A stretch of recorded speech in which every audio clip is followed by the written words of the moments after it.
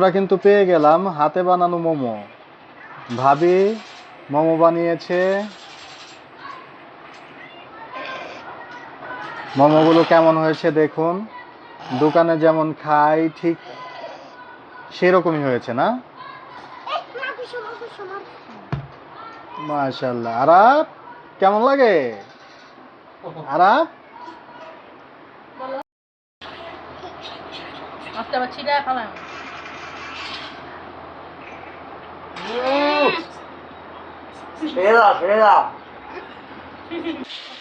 একটু বিসমিল্লাহ।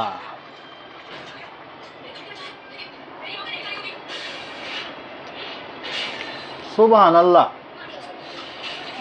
तो दिल्ली का लड्डू जो खाएगा वो भी पछताएगा, जो नहीं खाएगा वो भी पछताएगा। খুব মজা হয়েছে। যদি কেউ খেতে চান চলে আসতে পারেন। একটু সস দেখায় নিই।